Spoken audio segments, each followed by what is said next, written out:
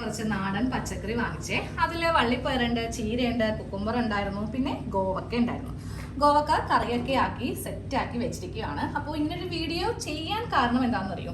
ഈ ഗോവക്ക അരിഞ്ഞിട്ട് നമ്മളിത് കറി വെച്ച് കഴിഞ്ഞിട്ടുണ്ടല്ലോ, എൻ്റെ കയ്യിൽ മൊത്തത്തില് ഇതിന്റെ പശയോ അല്ലെങ്കിൽ ചറമോ ആണെന്നാണ് ആദ്യം കരുതിയത് കേട്ടോ. അപ്പൊ ഞാൻ നന്നായിട്ട് സോപ്പിട്ട് കഴുകി, അത് കഴിഞ്ഞിട്ട് സ്റ്റീൽ ഉളിട്ടിട്ട് നന്നായിട്ടൊന്ന് ഉരച്ച് കളയത്തില്ലേ, അങ്ങനെ ചെയ്തു. ഇത് ചെയ്തുകൊണ്ടിരിക്കുമ്പോൾ എൻ്റെ കൈ ചെറുതായിട്ട് ഇങ്ങനെ നീറ്റിലെടുക്കുന്നുണ്ടായിരുന്നേ. അപ്പോൾ ഞാൻ ആദ്യം വിചാരിച്ചത് ഗോവക്കയുടെ വല്ല ചറമോ പശയോ ആണെന്നാണ്. പക്ഷേ സ്റ്റീൽ ഇട്ടപ്പോഴാണ് എനിക്ക് സംഭവം മനസ്സിലായത്. ഇത് അതൊന്നുമല്ല, എൻ്റെ കയ്യിലെ തൊലി പൊളിഞ്ഞതാണ്.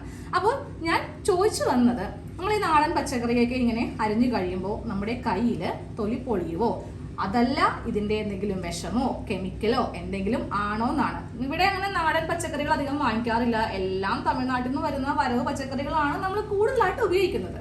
ഇപ്പൊ നിങ്ങളുടെ വീട്ടിൽ കൃഷിയൊക്കെ ഉണ്ടെങ്കിൽ അറിയാൻ പറ്റുമല്ലോ, ഈ നാടൻ പച്ചക്കറിയൊക്കെ നമ്മൾ ചെയ്യുമ്പോൾ നമ്മുടെ കയ്യിലെ തൊലി പൊടിയും.